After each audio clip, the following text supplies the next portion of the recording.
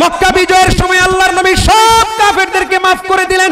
যারা আল্লাহর নবীর পিঠের মধ্যে উটের ভুঁড়ি রেখে দিয়েছিল, যারা তায়েফের ময়দানে আল্লাহর নবীর পিঠটাকে পাথর মেরে মেরে জাজরা করে দিয়েছিল, রক্তাক্ত করে দিয়েছিল, যারা আল্লাহর নবীকে মক্কা থেকে বের করে দিয়েছিল, যারা আল্লাহর নবীর সাহাবায়ে কেরামকে মক্কার জীবনে জুলুম আর নির্যাতনের স্টিম রোলার চালিয়েছিল, বেলালের উপর, আবু বকরের উপর, খাব্বাবের উপর, খুবাইবের উপর, সুমাইয়া রাদিয়াল্লাহু তাআলা আনহাদের উপর জুলুম নির্যাতনের স্টিম রোলার চালিয়েছিল। অনেক সাহাবীকে যারা নির্মমভাবে শহীদ করেছিল, আল্লাহর নবী সবাইকে maaf করে দিয়েছেন, কিন্তু কয়েকজন কাফেরকে maaf করেন নাই। কারণ ওরা ইসলামের বিরুদ্ধাচরণ করেছে, ওরা ইসলামের নবীকেও গালি দিয়েছে, আল্লাহকেও গালি দিয়েছে। এই জন্য আল্লাহর নবী ডাক দিয়ে বলে, আমি সবাইরে maaf করলাম, কিন্তু এই কয়েকজনকে আমি maaf করব না, এদেরকে যেখানে পাওয়া যাবে সেখানে হত্যা করা হবে।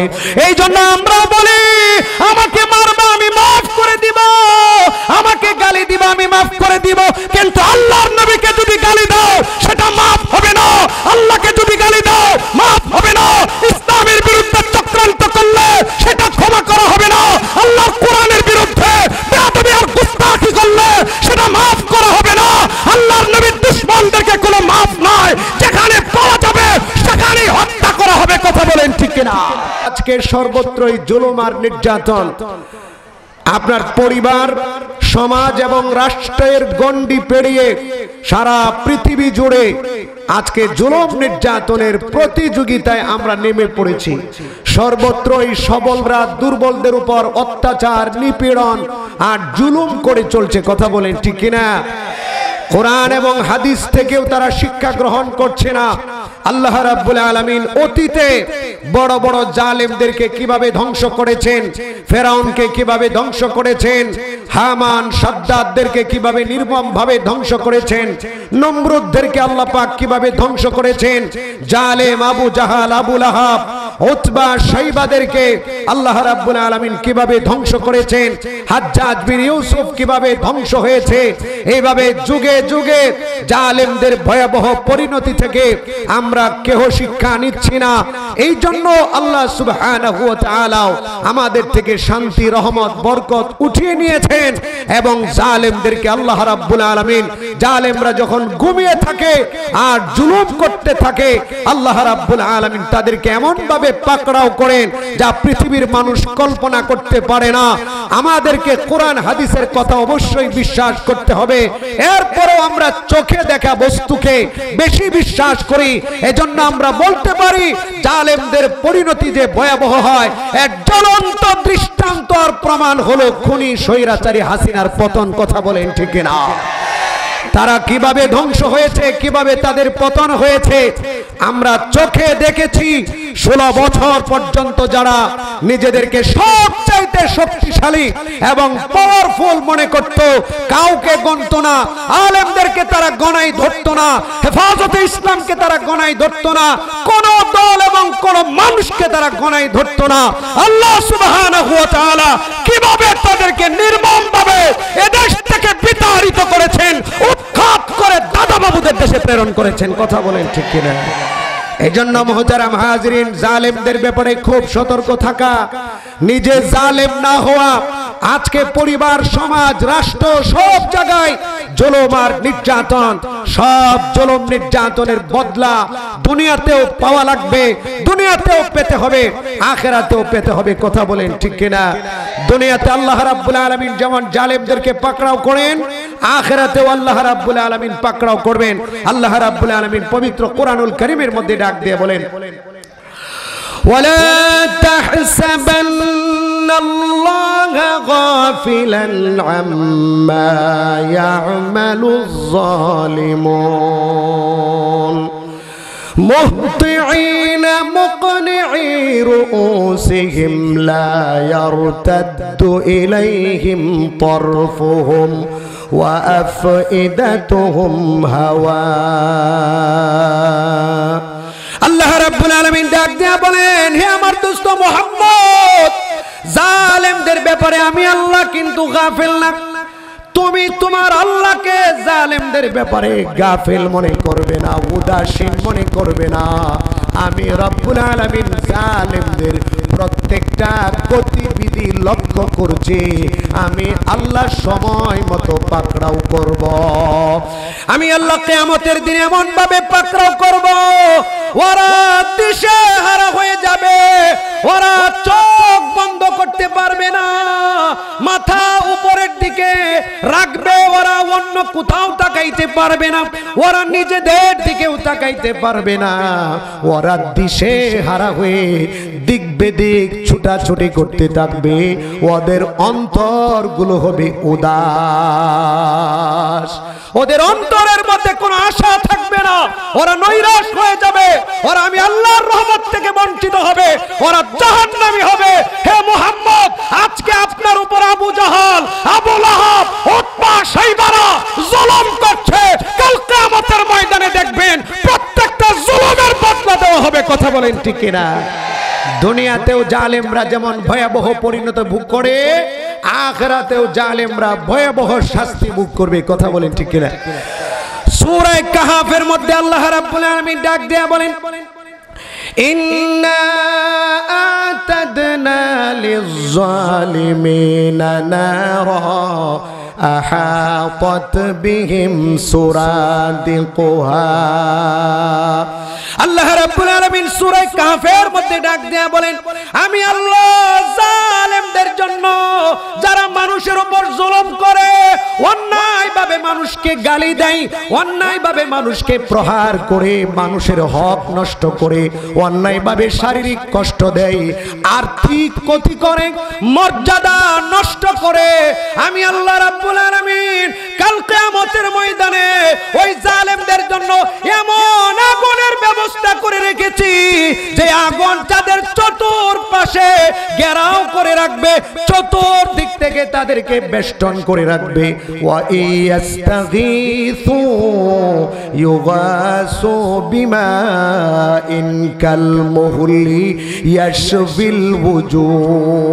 আল্লাহ রাব্বুল আলামিন ডাক দেয়া বলেন, যারা মানুষের উপর জুলুম করে, যারা স্ত্রীর উপর জুলুম করে, যারা ভাইয়ের উপর জুলুম করে, যেই স্ত্রী স্বামীর উপর জুলুম করে, যেই নেতা আরেকজনের উপর জুলুম করে, যেই রাজা আলেমদের উপর, তার প্রজাদের উপর জুলুম করে, আল্লাহ রাব্বুল আলামিন সব জালেমদেরকে ডাক দেয়া বলেন, আমি আল্লাহ তাদের জন্য পানির ব্যবস্থা করব না।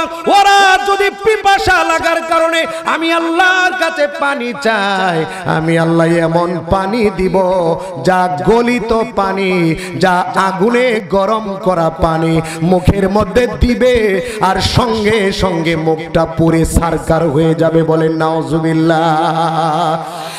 এরপরে আল্লাহ রাব্বুল আলামিন ডাক দেয়া বলেন, এদের ঠিকানা জান্নাতে হবে না, এদের ঠিকানা হবে জাহান্নাম।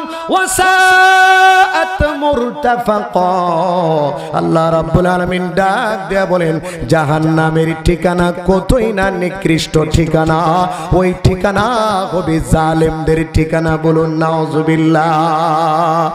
এই জন্য জুলুম করা যাবে না, বিন্দু মাত্র জুলুম করলে কাল কিয়ামতের ময়দানে ধরা খেতে হবে। আল্লাহর নবী সরকারে দু জাহান রাহমাতুল লিল আলামিন হাদিসে পাকের মধ্যে ইরশাদ ফরমান, সালাসু দাওয়াতি মুস্তাজাবাতিল লা শাক্কা ফিহিন্না। তিন শ্রেণীর মানুষের দোয়া আল্লাহ ফেরত দেন না।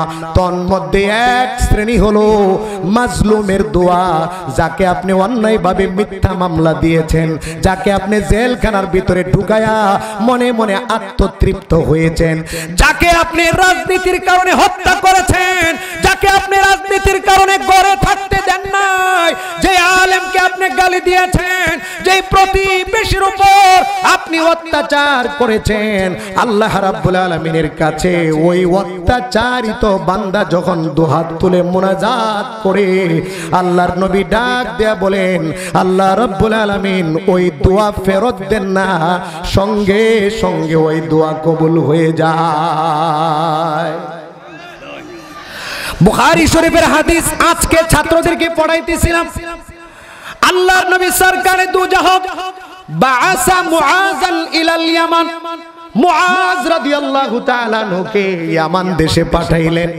ইয়ামান দেশে পাঠানোর সময় আল্লাহর নবী মুআজকে ডাক দিয়ে বলেন, ইয়া মুআজ ইত্তাকি দাওয়াতাল মাজলুম, হে মুআজ মাজলুমদের বদদুয়া থেকে আল্লাহকে ভয় করবা, মাজলুমের বদদুয়া নিবা না, কারণ মাজলুমের বদদুয়া আর আল্লাহর মাঝখানে কোনো পার্টিশন থাকে না। মাজলুমরা যখন আল্লাহর কাছে দোয়া করে, হাত তুলে মুনাজাত করে, রুনাজারি করে, সঙ্গে সঙ্গে আল্লাহ রাব্বুল আলামিন ওই মাজলুমের দোয়া কবুল করে জালেমকে আল্লাহ ধ্বংসের বন্দোবস্ত করেন। অতীতে যারা ধ্বংস হয়েছে মাজলুমের চোখের পানির কারণে, বদদুয়ার কারণে ধ্বংস হয়েছে। কথা বলেন ঠিক কিনা? স্বৈরাচাররা ধ্বংস হয়েছে কেন? ওই যে 2013 সালে হাফেজ আলেমদেরকে হত্যা করেছিল, ঘুমন্ত নবী প্রেমিকদেরকে হত্যা করেছিল, ওদের মা বাবারা আল্লাহর কাছে মুনাজাত করেছে, রুনাজারি করেছে।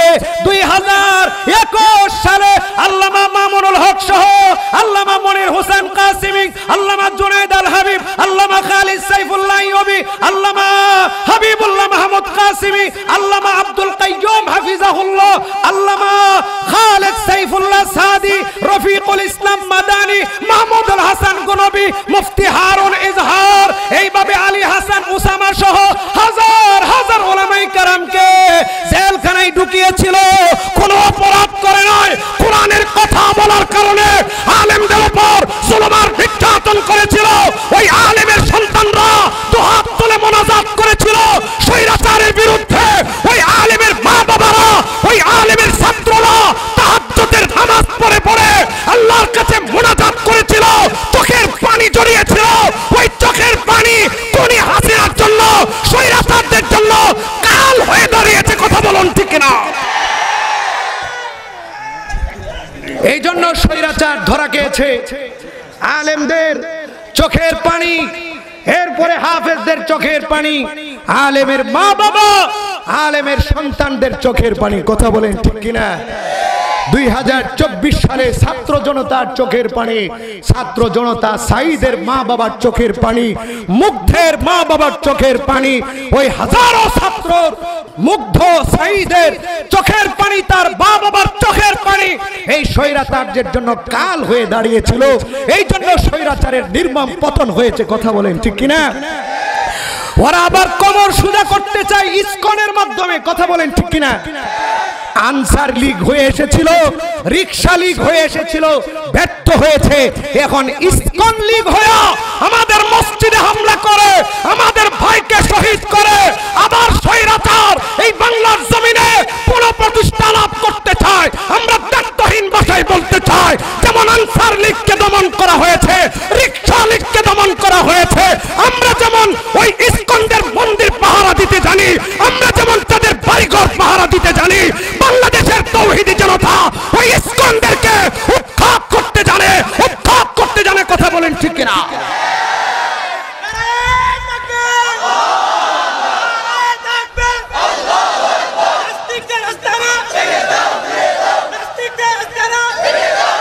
শুনেন,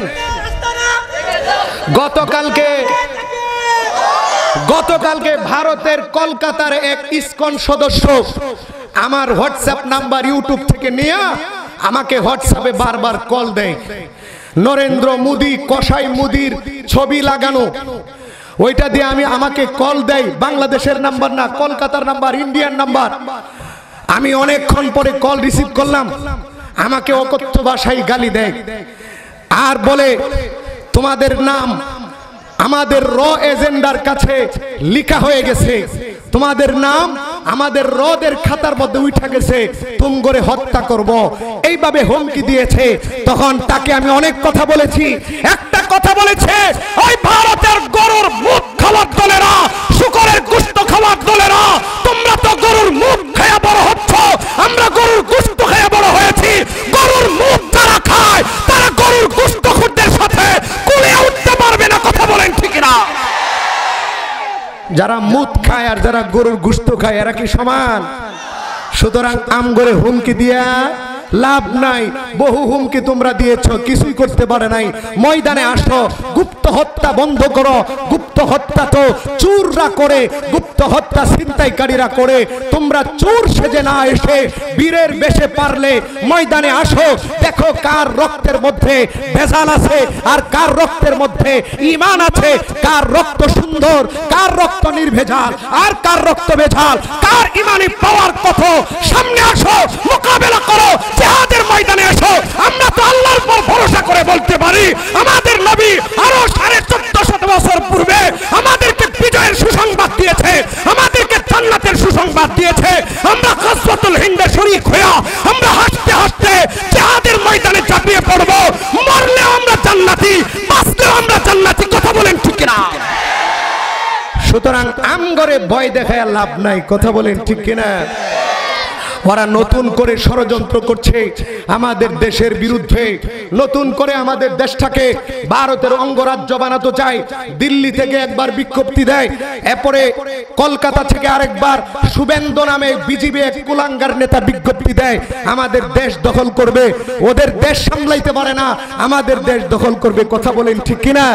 নির্লজ্জ কোথাকার বলে আমাদের দেশে নাকি সংখ্যালঘু নির্যাতন হচ্ছে, অথচ সারা পৃথিবী জানে পৃথিবীর বুকে সব চাইতে সংখ্যালঘু নির্যাতন হচ্ছে ভারতে। কথা বলেন ঠিক কিনা?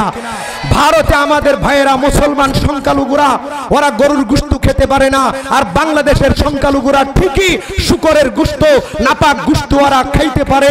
আর আমাদের ভারতের মুসলমান ভাইয়েরা তারা হালাল গোশত, হালাল নিয়ামত ভক্ষণ করতে পারে না। ভারতের সংখ্যালঘুদেরকে জবে করে হত্যা করা হয়, মসজিদের ইমামদেরকে জবে করে হত্যা করা হয়, মসজিদগুলোকে ভাঙ্গা হয়। কয়েক বছর আগে আমাদের বাবরি মসজিদকে ভেঙেছে, 4-5 দিন আগে আমাদের একটি শাহী মসজিদ, 100 বছরের একটি মসজিদকে ভাঙ্গার জন্য গিয়েছে মুসলমানরা। আল্লাহর ঘর মসজিদ রক্ষা করার জন্য গিয়েছিল ওই সন্ত্রাসী নরেন্দ্র মোদীর বাহিনীরা আমাদের 5 জন মুসলমানকে নির্বিচারে গুলি করে হত্যা করেছে। গত 2 দিন আগে তারা আজমির শরীফকে ভেঙে ফেলবে এই জন্য একটা হিন্দু মামলা দিয়েছে। ও মুসলমান, এই জন্য বলি ভারত হলো নির্লজ্জ এবং মিথ্যাচারকারী। ওদের দেশকে ওরা সামলাইতে পারে না, ওদের দেশে সবচাইতে সংখ্যালঘু নির্যাতন হচ্ছে। ওরা আবার আমাদের দেশের হিন্দুদের ব্যাপারে, সংখ্যালঘুদের ব্যাপারে নাক গলাইতে আসে। কথা বলেন ঠিক কিনা? নিজের ঘর সামলাইতে পারে না, আরেকজনের ঘরের খবর নিতে আসে। ও মুসলমান, এই জন্য আমরা বলি ওরা যদি আজমিরে হামলা করে, বাবরি মসজিদ ভেঙেছে, আরো মসজিদ ভেঙেছে, আরো মসজিদ ভাঙবে। খাজা মঈনুদ্দিন চিশতি আজমিরি রহমাতুল্লাহি আলার কবর, মাজার আজমির শরীফকে যদি ওরা ভাঙে, তাহলে ভারতের মুসলমান বসে থাকবে না। পবিত্র জায়গা আজমির রক্ষা করার জন্য হাজার হাজার লক্ষ লক্ষ কোটি কোটি মুসলমান তারা রাজপথে নেমে আসবে। তখন বাংলাদেশের মানুষও বসে থাকবে না, তখন গজওয়াতুল হিন্দ শুরু হয়ে যাবে। গজওয়াতুল হিন্দের আবাস, গজওয়াতুল হিন্দের ভবিষ্যৎবাণী আল্লাহর নবী দিয়ে গিয়েছেন, আমাদেরকে সুসংবাদ দিয়েছেন। হযরত আবু হুরায়রা রাদিয়াল্লাহু তাআলা আনহু 1450 বছর পূর্বে গজওয়াতুল হিন্দের প্রতি আগ্রহ প্রকাশ করে গিয়েছেন। ওই মুসলমান, শুধু নামাজ রোজা পয়রা জান্নাতে যাওয়ার আশা করলে চলবে না, বরং জিহাদের ময়দানে যাওয়ার সুযোগ পাইলে জিহাদের ময়দানে ঝাঁপায়া পড়তে হবে। কথা বলেন ঠিক কিনা? কারণ জিহাদ হলো জান্নাতে যাওয়ার সংক্ষিপ্ত রাস্তা। আল্লাহর নবী বলেছেন জিহাদ হলো জান্নাতে যাওয়ার সংক্ষিপ্ত রাস্তা। আল্লাহর নবী বলেছেন আল জান্নাতু তাহতা জিলালিস সুয়ুফি, জান্নাত হলো তরবারির ছায়ার নিচে, তরবারির নিচে হলো মুসলমানদের জান্নাত। সুতরাং নামাজ রোজা পড়ে আমরা যেমন জান্নাতে যাওয়ার আশা আকাঙ্ক্ষা করব, তেমনি ভাবে গজওয়াতুল হিন্দ যদি শুরু হয়ে যায়, আমরা ওই সংক্ষিপ্ত রাস্তায় জান্নাতে যাওয়ার জন্য গজওয়াতুল হিন্দে শরীক হব। কথা বলুন ঠিক কিনা? হযরত সাওবান রাদিয়াল্লাহু তাআলা আনহু একটা সুসংবাদ আল্লাহর নবী থেকে বর্ণিত। আল্লাহর নবী ডাক দিয়ে বলেন, ইসাবাতানি قد احرزهم الله من النار ইসাবাতানি মিন উম্মতি। আল্লাহর নবী বলেন আমার উম্মতের দুইটা দল, যেই দুই দলকে আল্লাহ রাব্বুল আলামিন জান্নাতের সুসংবাদ দিয়েছেন, জাহান্নাম থেকে মুক্ত করে দিয়েছেন। ইসাবাতুন তাকজুল হিন্দা, এক নাম্বার জাতি হলো যারা হিন্দুস্তানের যুদ্ধ করবে, যারা হিন্দুস্তানের বিরুদ্ধে যুদ্ধ করবে, শিরকের বিরুদ্ধে যুদ্ধ করবে, করবে, ঈমানের পক্ষে যুদ্ধ করবে। আল্লাহর নবী ডাক দিয়ে বলেন ওরা জান্নাতি।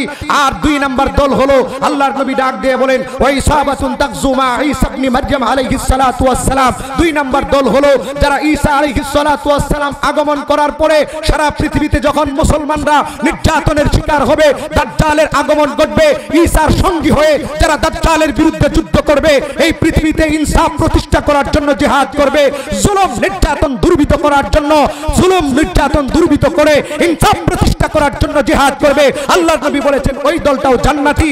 এই জন্য হযরত আবু হুরায়রা বলতেন যদি আমি ওই জিহাদটা পেয়ে যাই, আল্লাহর নবী বর্ণিত জিহাদের সময় যদি আমি আবু হুরায়রা জীবিত থাকি, তাহলে আমি আবু হুরায়রা স্বতঃস্ফূর্তির সাথে, আমি আগ্রহের সাথে ওই জিহাদে অংশগ্রহণ করব। যদি আমি আবু হুরায়রা মারা যায়, তাহলে ফাআনা আফদালুশ শুহাদা, আমি আবু হুরায়রা উত্তম শহীদ হয়ে যাব। আর আমি আবু হুরায়রা যদি না মরে গাজী হয়ে ফিরে আসি, ফাআনা মুহাররারা, আবু হুরায়রা বলে তাহলে আমি আবু হুরায়রা জাহান্নাম থেকে মুক্ত হয়ে ফিরব। বলেন সুবহানাল্লাহ। আল্লাহর নবী সুসংবাদ দিয়েছেন 2টা দল হবে, ওই 2 দলের মধ্যে এক দল জান্নাতি, আরেক দল জাহান্নামী।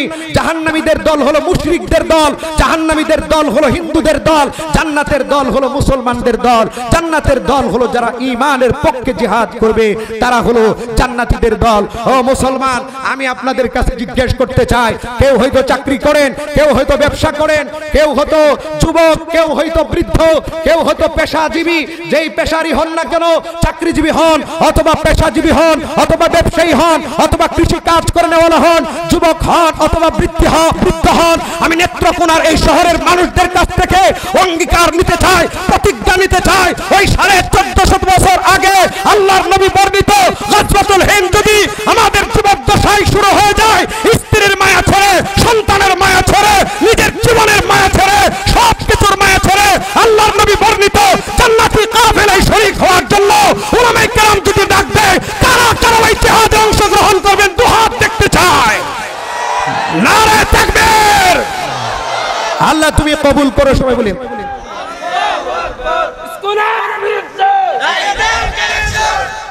মাশাআল্লাহ। আল্লাহ আপনাদের ঈমানি জজবাকে কবুল করুন, সকলেই বলি আমিন। ইসকন এই বাংলাদেশে টিকতে পারবে না ইনশাআল্লাহ। ওরা আমাদের ভাইকে শহীদ করেছে, আমাদের মসজিদে হামলা করেছে, আর এই দেশে বেশি দিন টিকতে পারবে না। এই দেশ ওদের জন্য হারাম এবং নিষিদ্ধ হয়ে যাবে। কথা বলেন ঠিক কিনা? হ্যাঁ, আমাদের নেত্রকোনাতে অনেক হিন্দু ভাইয়েরা বসবাস করে, আমাদের গ্রামে গঞ্জে অনেক হিন্দু ভাইয়েরা বসবাস করে।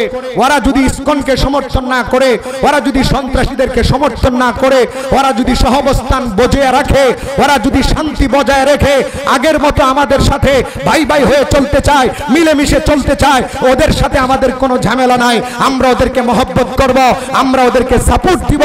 কিন্তু সন্ত্রাসী কার্যক্রম যারা করবে, যারা ইসকনকে সাপোর্ট করবে, ওদেরকে সামনে থেকে বিন্দু মাত্র ছাড় দেওয়া হবে না। কথা বলেন ঠিক কিনা?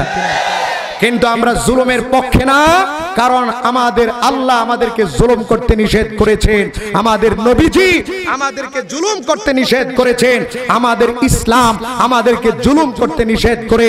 এই জন্য আমরা জুলুম করব না, কারণ জালেমের পরিণতি বড় ভয়াবহ হয়, দুনিয়াতেও ভয়াবহ হয়, আখিরাতেও ভয়াবহ হয়। আল্লাহর নবী সরকারে দুজাহা রাহমাতুল লিল আলামিন ডাক দিয়ে বলেন, কেউ যদি জুলুম করে কারো আধা বিঘাত জায়গা নিয়ে যায়, কেউ যদি জুলুম করে তার আরেক ভাইয়ের আধা বিগত আধা হাত জায়গা নিয়ে যায়, কাল কিয়ামতের ময়দানে এই আধা বিগত জায়গা সাত জমিন পর্যন্ত নিয়ে আল্লাহ রাব্বুল আলামিন ওই হাজার হাজার টন ওজনের মাটিটাকে, জমিনটাকে ওই জালেমের গলার মধ্যে মালা পরিয়ে দিবেন। ওই জালেম সহ্য করতে পারবে না।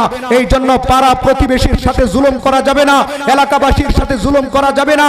যদি কাউকে অন্যায়ভাবে আঘাত করা হয়, আল্লাহ মাফ করবে না। কাউকে যদি একটা গালি দেন অন্যায়ভাবে, আল্লাহ মাফ করবে না। যতক্ষণ পর্যন্ত বান্দা মাফ না করবে, কাল কিয়ামতের ময়দানে এক কদম সামনের দিকে যাইতে পারবে না, জালেমরা এক কদম সামনের দিকে যাইতে পারবে না। আল্লাহ রাব্বুল আলামিন পাকড়াও করবেন, বুঝা পড়া হবে।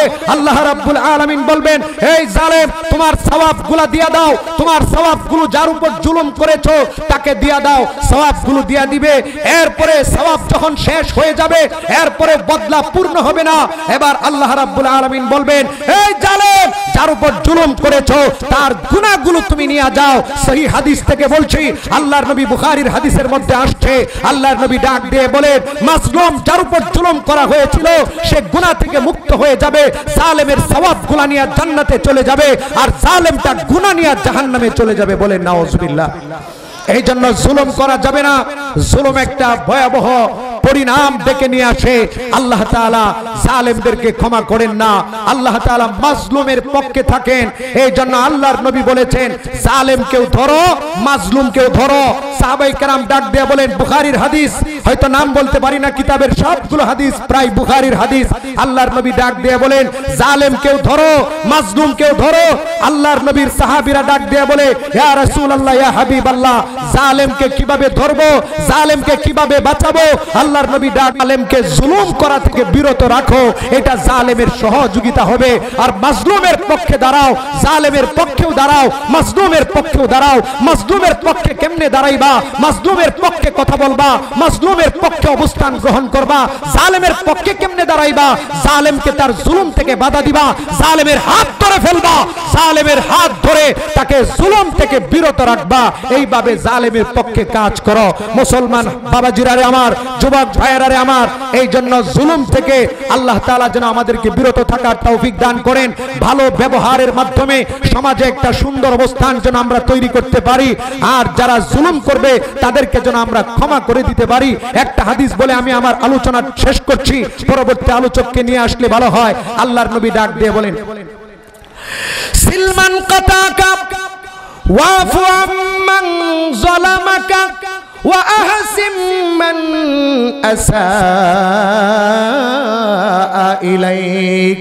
আল্লাহর নবী রাহমাতুল লিল আলামিন ডাক দিয়ে বলেন, সিলমান কাতাকা, তোমার সাথে যে ব্যক্তি আত্মীয়তার বন্ধন নষ্ট করে তুমি তার সাথে আত্মীয়তার বন্ধন রক্ষা করো, তোমার ভাই তোমার সাথে কথা বলে না, তুমি তার সাথে কথা বলো।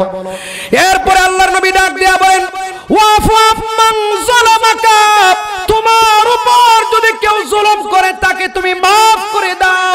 আল্লাহর নবীর অভ্যাস ছিল, কেউ যদি আল্লাহর নবীর উপর জুলুম করতো আল্লাহর নবী মাফ করে দিতেন। ব্যক্তিগত জুলুমগুলো আল্লাহর নবী মাফ করে দিতেন। ইহুদি তরবারি নিয়ে আল্লাহর নবীকে মারার জন্য আসছে, আল্লাহর নবী মাফ করে দিয়েছেন। আবু লাহাবের দুই সন্তান আল্লাহর নবীকে ধাক্কা মারে, আল্লাহর নবীকে গালি দেয়, আল্লাহর নবী মাফ করে দিয়েছে। মক্কা বিজয় করার সময় আল্লাহর নবী মক্কাবাসীদেরকে সাধারণ ক্ষমা ঘোষণা করেছেন, তবে আল্লাহর নবী দ্বীনের বিষয়গুলো ক্ষমা করেন নাই, ইসলামের বিষয়গুলোকে ক্ষমা করেন নাই। আল্লাহকে যদি কেউ গালি দিত আল্লাহর নবী ক্ষমা করেন নাই। ইসলামের বিরুদ্ধে যদি কেউ ষড়যন্ত্র করত আল্লাহর নবী গালি, আল্লাহর নবী মাফ করেন নাই, ক্ষমা করেন নাই। আল্লাহর নবী সরকারে দু জাহা সেখানে গরম হয়ে যেতেন, সেখানে শক্ত অবস্থান নিতেন। কথা বলুন ঠিক কিনা? মক্কা বিজয়ের সময় আল্লাহর নবী সব কাফেরদেরকে মাফ করে দিলেন। যারা আল্লাহর নবীর পিঠের মধ্যে উটের ভুঁড়ি রেখে দিয়েছিল, যারা তায়েফের ময়দানে আল্লাহর নবীর পিঠটাকে পাথর মেরে মেরে জাজরা করে দিয়েছিল, রক্তাক্ত করে দিয়েছিল, যারা আল্লাহর নবীকে মক্কা থেকে বের করে দিয়েছিল, যারা আল্লাহর নবীর সাহাবায়ে কেরামকে মক্কার জীবনে জুলুম আর নির্যাতনের স্টিম রোলার চালিয়েছিল, বেলালের উপর, আবু বকরের উপর, খাব্বাবের উপর, খুবাইবের উপর, সুমাইয়া রাদিয়াল্লাহু তাআলা আনহাদের উপর জুলুম নির্যাতনের স্টিম রোলার চালিয়েছিল। অনেক সাহাবীকে যারা নির্মমভাবে শহীদ করেছিল আল্লাহর নবী সবাইকে মাফ করে দিয়েছেন, কিন্তু কয়েকজন কাফেরকে মাফ করেন নাই, কারণ ওরা ইসলামের বিরুদ্ধাচরণ করেছে, ওরা ইসলামের নবীকেও গালি দিয়েছে, আল্লাহকেও গালি দিয়েছে। এই জন্য আল্লাহর নবী ডাক দেয়া বলে, আমি সবাইরে মাফ করলাম কিন্তু এই কয়েকজনকে আমি মাফ করব না, এদেরকে যেখানে পাওয়া যাবে সেখানে হত্যা করা হবে। এই জন্য আমরা বলি, আমাকে মারবা আমি মাফ করে দিব, আমাকে গালি দিব আমি মাফ করে দিব, কিন্তু আল্লাহর নবীকে যদি গালি দাও সেটা মাফ হবে না, আল্লাহকে যদি গালি দাও মাফ হবে না, ইসলামের বিরুদ্ধে চক্রান্ত করলে সেটা ক্ষমা করা হবে না, আল্লাহর কোরআনের বিরুদ্ধে বেয়াদবি আর গুস্তাখি করলে সেটা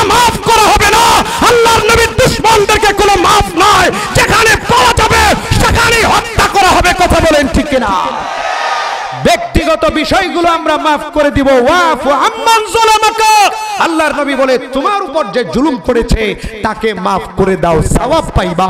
তোমার উপর যে অত্যাচার করেছে তাকে যদি তুমি maaf করে দাও তাহলে আল্লাহ খুশি হয়ে যাবে, সমাজের মধ্যে একটা সুন্দর পরিবেশ তৈরি হবে। কিন্তু ইসলামের ব্যাপারে নরম হওয়া যাবে না।